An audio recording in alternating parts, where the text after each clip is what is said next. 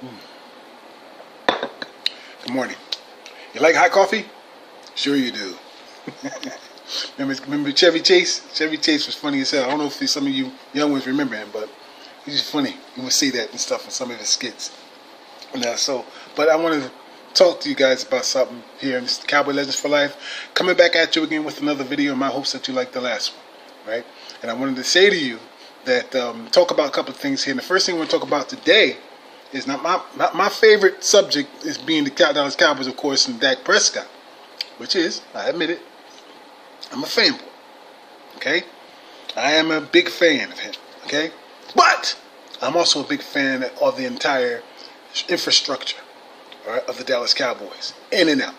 All right, and I want to talk about the defense today and the draft of Tristan. This kid is a beast.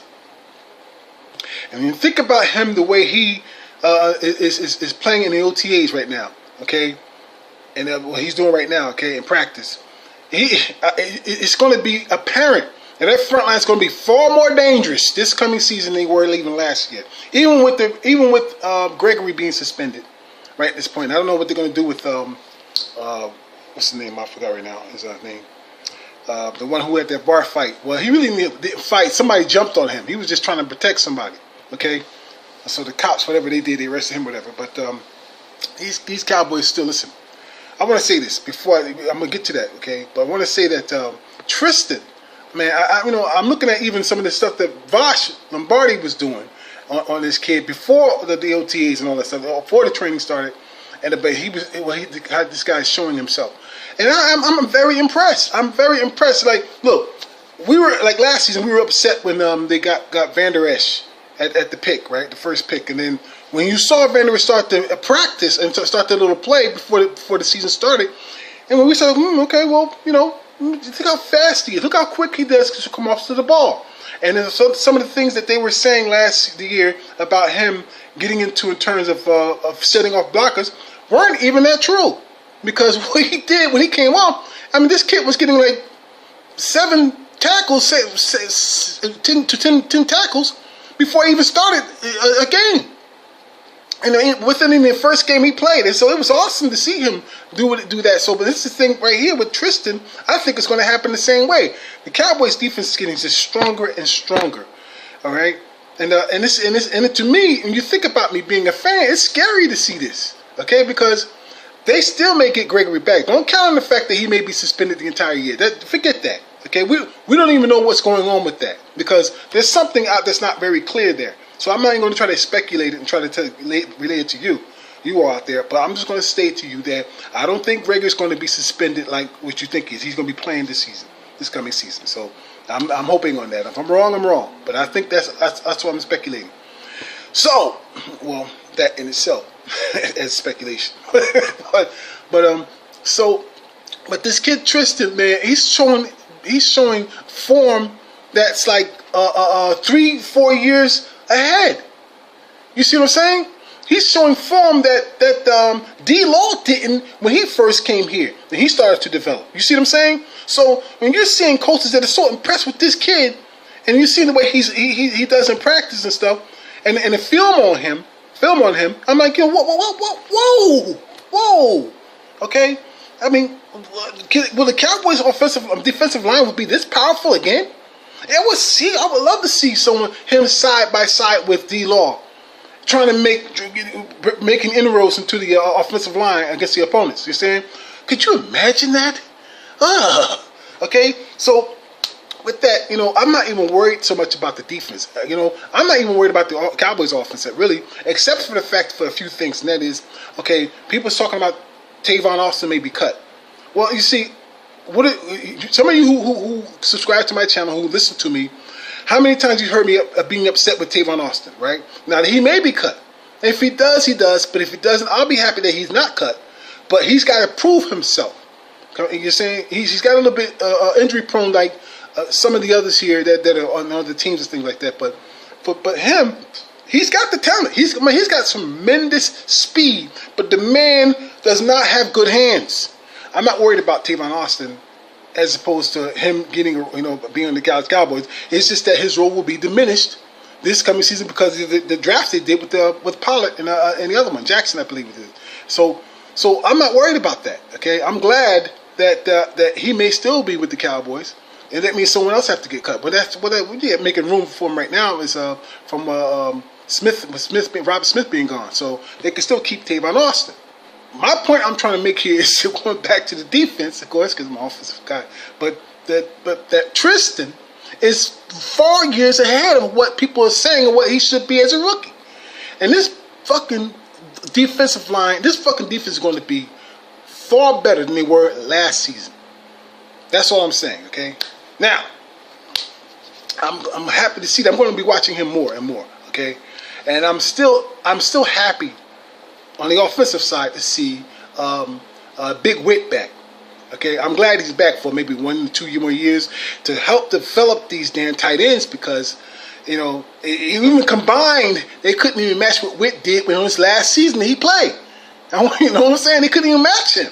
And he's this old man, can barely fucking move, can barely run, finding openings from a good quarterback like Dak Prescott. Okay? And so, but the other ones, they took time slowly to develop. They couldn't match what Whit did with the four of them combined. So it was good to see him come back. That was a smart thing. So you're going to get it. He's not one of those, well, I'm not going to give these young boys my knowledge. That means I'm not going to play. No, he's not like that. That's a team player. Okay? That's a team player. So he's going to get a lot of he's going to give a lot of knowledge to these ones. And my man, he's going to take over. He's like he did last year.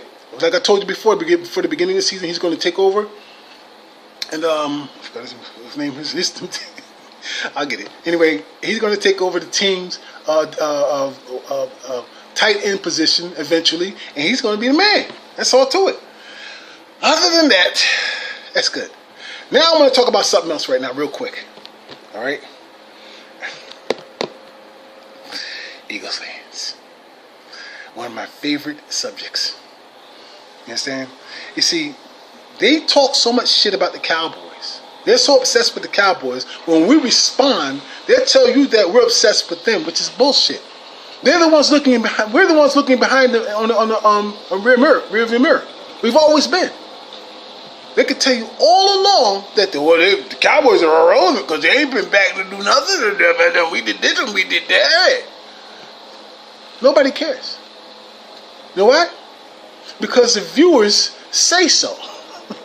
When a team that hasn't been to the Super Bowl in 25 years outdo you in the ratings every single fucking years, and the times even when you went to the postseason when they didn't, that should tell you something. And you talk that shit about, especially Eagle fans, keep talking that shit about Cowboys only won 3 postseason games since they last went to the Super Bowl, which is true. But remember now, when Romo, that his era that he was going through. And I'll tell you this. Romo's first win in the postseason was against the fucking Eagles. And he beat the shit out of them. Okay? So I don't know what y'all talking about. I mean, you talk about, he only won 2 postseason games, which is true. But one of those first games was the Eagles. So what y'all talking about, man? You helped him destroying your legacy as a what? Nothing? You don't have no legacy here, so what? Anyway, the Eagles suck, man. Okay? Now I want to tell you this also. Okay? You keep harking. I keep going back, and I thought I made my post yesterday, and I keep listening to others. Why y'all keep hacking on Dak Prescott? Why are y'all still on his? Now all of a sudden I'm getting the shit bursts coming out of the woodworks now before the season start telling me we ain't going to the playoffs and we're gonna beat y'all. We're gonna take back to the division and Dak Prescott's a bug and all this. I'm getting that again now, right from these fucking people coming on my page. And I'll tell you this, all right? You make the same stupid fucking predictions every single year, and you only been right once.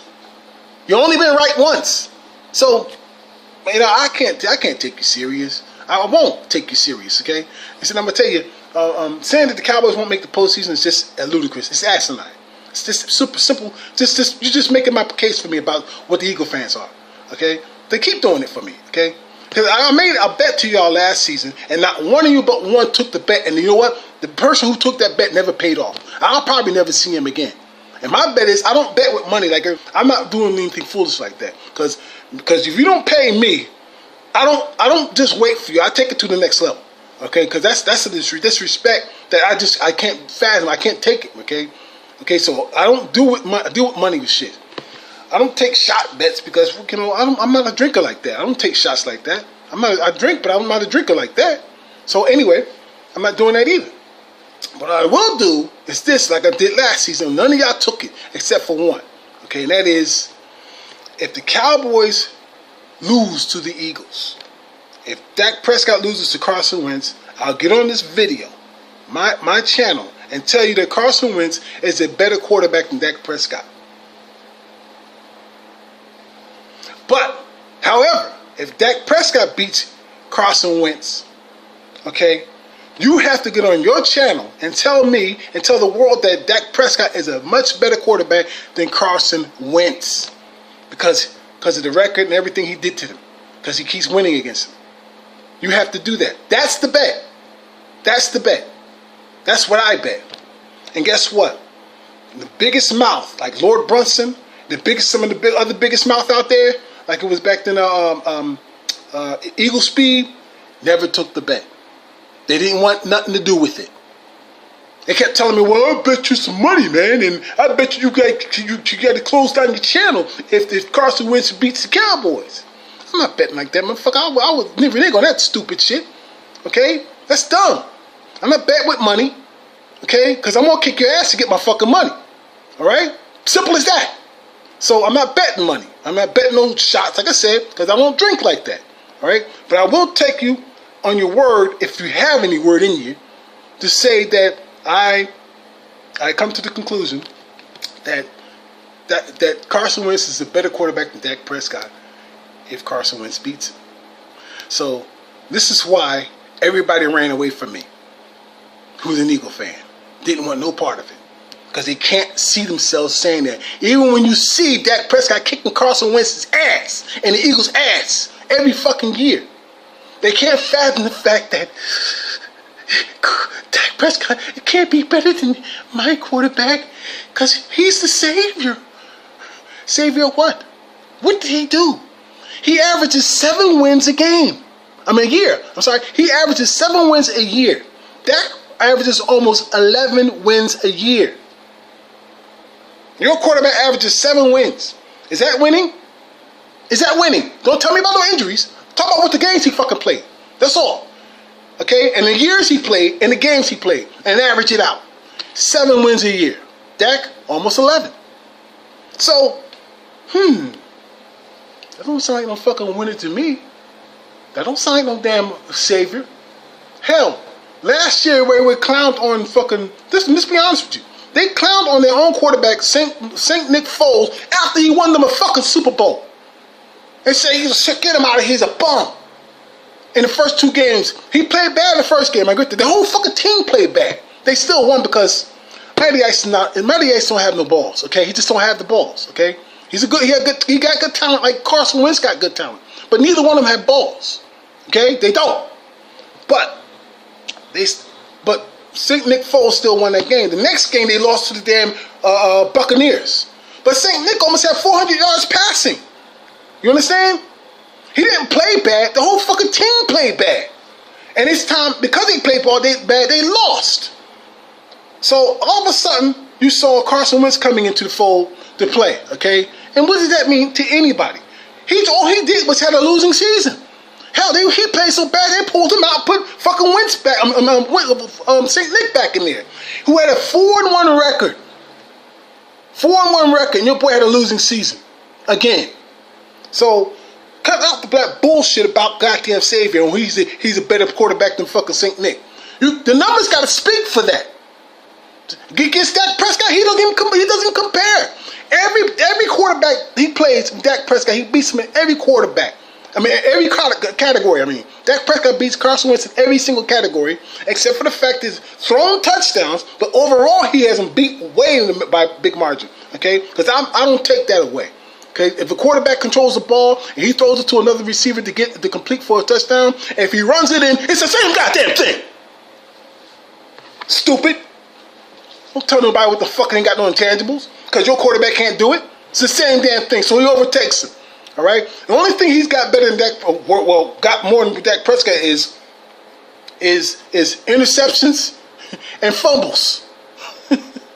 Okay? That's it. Like I said last time I made a video, in their first rookie years, okay, when they went to the play in the last game of the season, Dak was up by 150 fucking yards passing.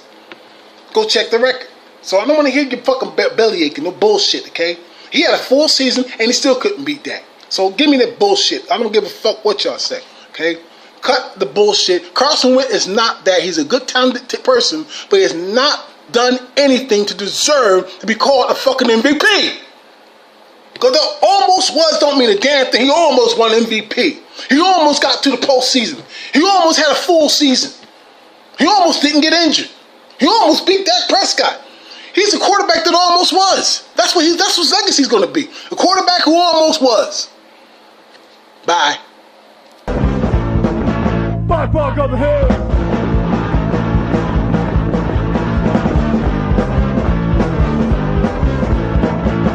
Bark on the hill.